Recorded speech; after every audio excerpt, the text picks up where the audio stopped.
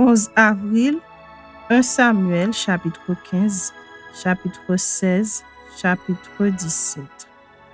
Samuel dit à Saül, « C'est moi que l'Éternel a envoyé pour oindre roi sur son peuple, sur Israël. Écoute donc ce que dit l'Éternel. Ainsi parle l'Éternel des armées. Je me souviens de ce qu'Amalek fit à Israël lorsqu'il lui ferma le chemin à sa sortie d'Égypte. Va maintenant, frappe Amalek et dévoue par interdit tout ce qui lui appartient. Tu ne l'épargneras point et tu feras mourir hommes et femmes, enfants et nourrissons, bœufs et brebis, chameaux et ânes. » Saül convoqua le peuple et en fit la revue à Télaïm. Il y avait 200 000 hommes de pied et 10 000 hommes de Juda. Saül marcha jusqu'à la ville d'Amalek et mit une embuscade dans la vallée. Il dit aux Kéniens, « Allez, retirez-vous, sortez du milieu d'Amalek, afin que je ne vous fasse pas périr avec lui. Car vous avez eu de la bonté pour tous les enfants d'Israël lorsqu'ils montèrent d'Égypte. » Et les Kéniens se retirèrent du milieu d'Amalek. Saül bâtit Amalek depuis Havila jusqu'à Shur, qui est en face de l'Égypte. Il prit vivant Agag, roi d'Amalek, et il dévoua par interdit tout le peuple en le passant au fil de l'épée. Mais Saül et le peuple épargnèrent Agag et les meilleures brebis, les meilleurs bœufs, les meilleures bêtes de la seconde portée, les agneaux gras et tout ce qu'il y avait de bon. Ils ne voulurent pas le dévouer par interdit et ils dévouèrent seulement tout ce qui était méprisable et chétif. L'Éternel adressa la parole à Samuel et lui dit, « Je me repens d'avoir établi Saül pour roi, car il se détourne de moi et il n'observe point mes paroles. » Samuel fut irrité et il cria à l'Éternel toute la nuit. Il se leva de bon matin pour aller au-devant de Saül. Et on vint lui dire, « Saül est allé à Carmel, et voici, il s'est érigé un monument. » Puis, il s'en est retourné et passant plus loin, il est descendu à Gilgal. Samuel se rendit auprès de Saül, et Saül lui dit, « Sois béni de l'Éternel, j'ai observé la parole de l'Éternel. » Samuel dit, « Qu'est-ce donc que ce bêlement de brebis qui parvient à mes oreilles et ce mugissement de bœufs que j'entends? » Saül répondit, « Ils les ont amenés de chez les Amalékites parce que le peuple a épargné les meilleures brebis et les meilleurs bœufs afin de les sacrifier à l'Éternel ton Dieu. Et le reste, nous l'avons dévoué par interdit. » Samuel dit à Saül, « Arrête et je te déclarerai ce que l'Éternel m'a dit cette nuit. » Et Saül lui dit, « Parle. » Samuel dit, « Lorsque tu étais petit à tes yeux, n'es-tu pas devenu le chef des tribus d'Israël et l'Éternel ne t'a-t-il pas oint pour que tu sois roi sur Israël? L'Éternel t'avait fait partir en disant, « Va et dévoue par interdit ces pécheurs, les Amalékites. Tu leur feras la guerre jusqu'à ce que tu les aies exterminés. Pourquoi n'as-tu pas écouté la voix de l'Éternel? Pourquoi t'es-tu jeté sur le butin et as-tu fait ce qui est mal aux yeux de l'Éternel? » Saül répondit à Samuel, « J'ai bien écouté la voix de l'Éternel et j'ai suivi le chemin par lequel m'envoyait l'Éternel. J'ai amené Agag roi d'Amalek et j'ai dévoué par interdit les Amalékites. Mais le peuple a pris sur le butin des brebis et des bœufs comme prémisse de ce qui devait être dévoué afin de les sacrifier à l'Éternel ton Dieu à Gilgal. » Samuel dit, « L'Éternel trouve-t-il du plaisir dans les holocaustes et les sacrifices comme dans l'obéissance à la voix de l'Éternel? Voici, l'obéissance vaut mieux que les sacrifices et l'observation de sa parole vaut mieux que la graisse des béliers. Car La désobéissance est aussi coupable que la divination, et la résistance ne l'est pas moins que l'idolâtrie et les téraphins. Puisque tu as rejeté la parole de l'Éternel, il te rejette aussi comme roi. Alors Saül dit à Samuel, « J'ai péché, car j'ai transgressé l'ordre de l'Éternel, et je n'ai pas obéi à tes paroles. Je craignais le peuple, et j'ai écouté sa voix. Maintenant, je te prie, pardonne mon péché, reviens avec moi, et je me prosternerai devant l'Éternel. » Samuel dit à Saül, « Je ne retournerai point avec toi, car tu as rejeté la parole de l'Éternel, et l'Éternel te rejette, afin que tu ne sois plus roi sur Israël. » Et comme Samuel se tournait pour s'en aller, Saül le saisit par le pan de son manteau qui se déchira. Samuel lui dit, « L'Éternel déchire aujourd'hui de dessus toi la royauté d'Israël, et il la donne à un autre qui est meilleur que toi. Celui qui est la force d'Israël ne ment point et ne se repent point, car il n'est pas un homme pour se repentir. » Saül dit encore, « J'ai péché, maintenant je te prie, honore-moi en présence des anciens de mon peuple et en présence d'Israël. Reviens avec moi, et je me prosternerai devant l'Éternel ton Dieu. » Samuel retourna et suivit Saül, et Saül se prosterna devant l'Éternel.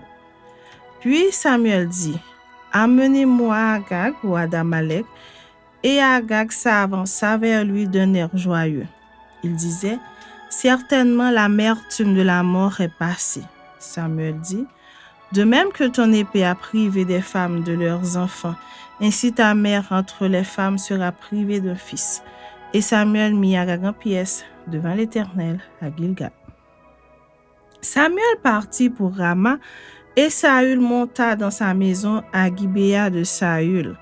Samuel n'alla plus voir Saül jusqu'au jour de sa mort, car Samuel pleurait sur Saül parce que l'Éternel se repentait d'avoir établi Saül roi d'Israël. Chapitre 16. L'Éternel dit à Samuel, « Quand cesseras-tu de pleurer sur Saül? Je l'ai rejeté afin qu'il ne règne plus sur Israël. Remplis ta corne d'huile et va, je t'enverrai chez Isaïe, Bethléemite, car j'ai vu parmi ses fils celui que je désire pour roi. » Samuel dit, « Comment irai-je?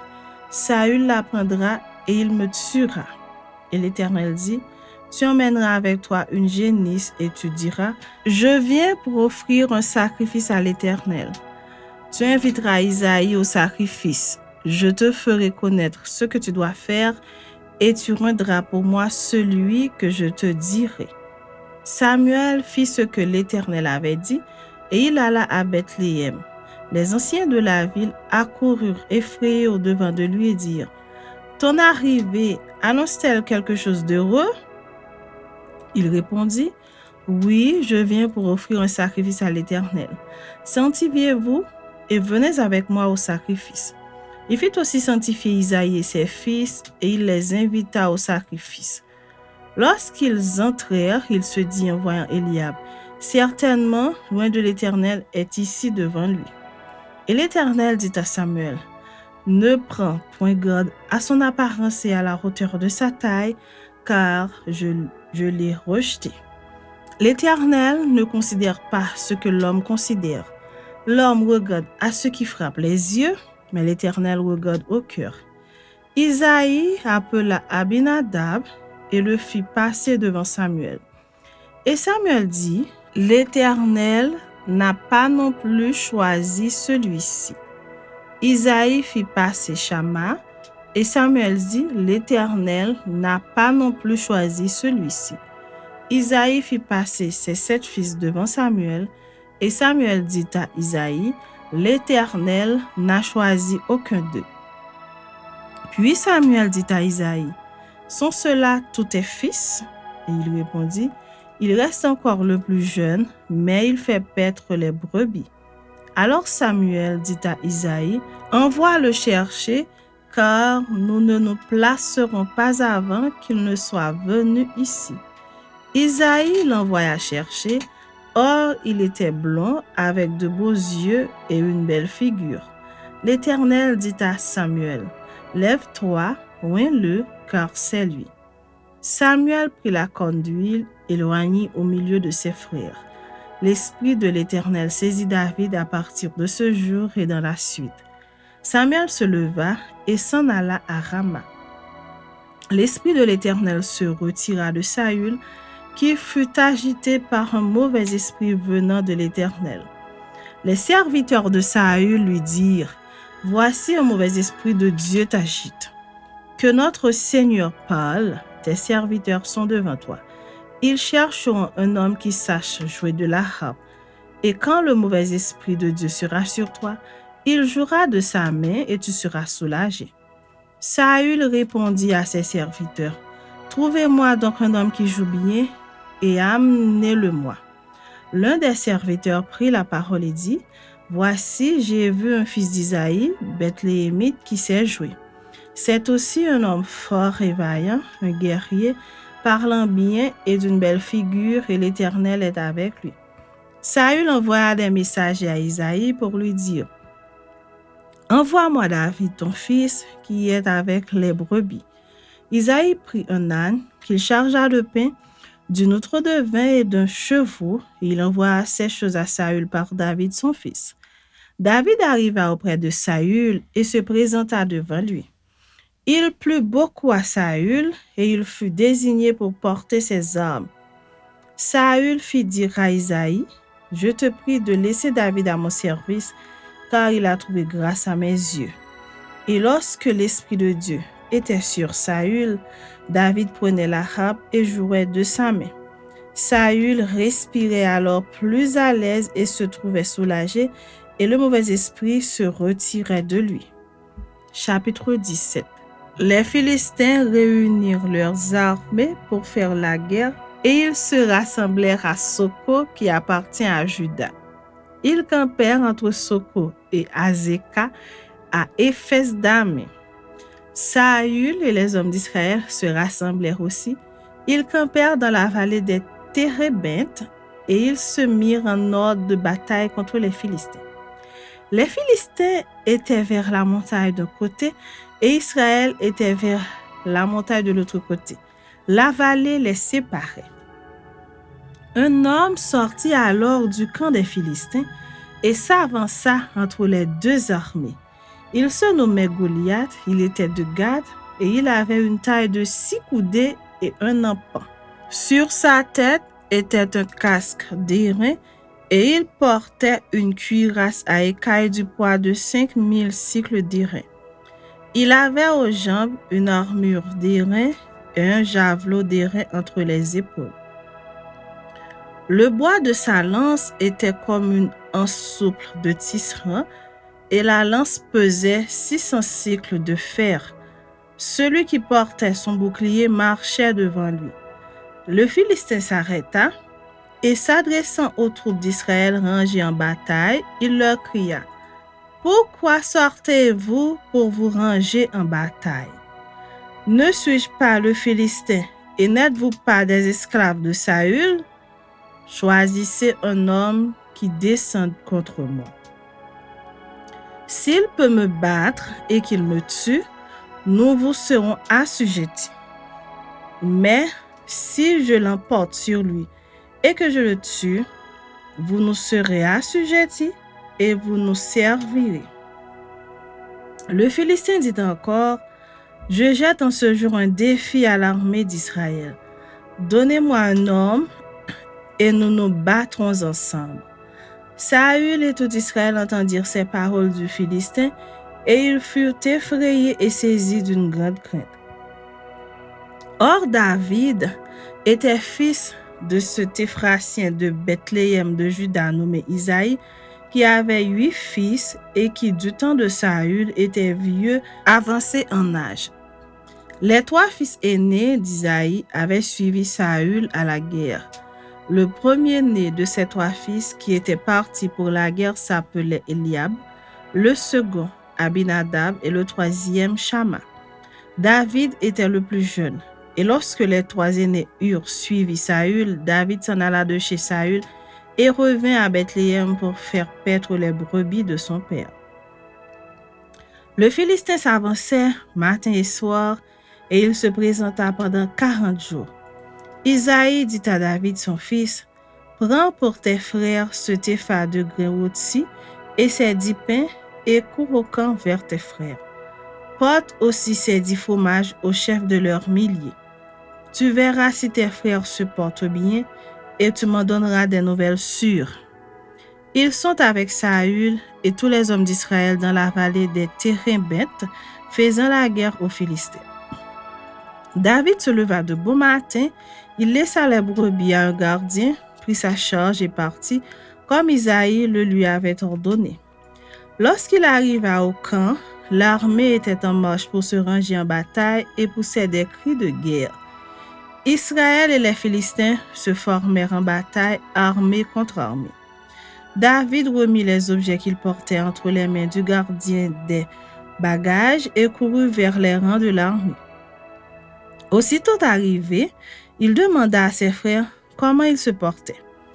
Tandis qu'il parlait avec eux, voici le Philistin de Gath nommé Goliath s'avança entre les 2 armées hors des rangs des Philistins. Il tint les mêmes discours que précédemment et David les entendit. À la vue de cet homme, tous ceux d'Israël s'enfuirent devant lui et furent saisis d'une grande crainte. Chacun disait, « Avez-vous vu s'avancer cet homme? » C'est pour jeter à Israël un défi qu'il s'est avancé. Si quelqu'un le tue, le roi le comblera de richesses et il lui donnera sa fille et il affranchira la maison de son père en Israël. David dit aux hommes qui se trouvaient près de lui, « Que fera-t-on à celui qui tuera ce Philistin et qui ôtera l'opprobre de dessus Israël?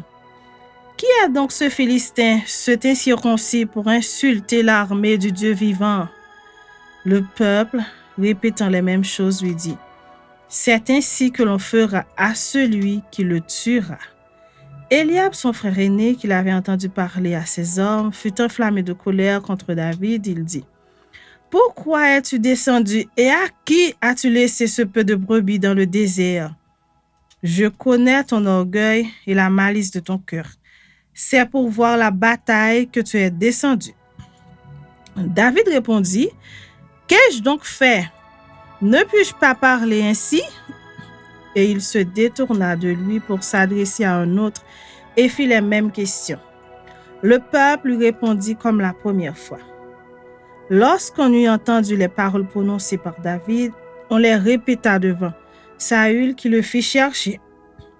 David dit à Saül que personne ne se décourage à cause de ce Philistin. Ton serviteur ira se battre avec lui. Saül dit à David, « Tu ne peux pas aller te battre avec ce Philistin, car tu es un enfant et il est un homme de guerre dès sa jeunesse. » David dit à Saül, « Ton serviteur faisait paître les brebis de son père, et quand un lion ou un ours venait en enlever une du troupeau, je courais après lui, je le frappais et j'arrachais la brebis de sa gueule. S'il se dressait contre moi, je le saisissais par la gorge, je le frappais et je le tuais.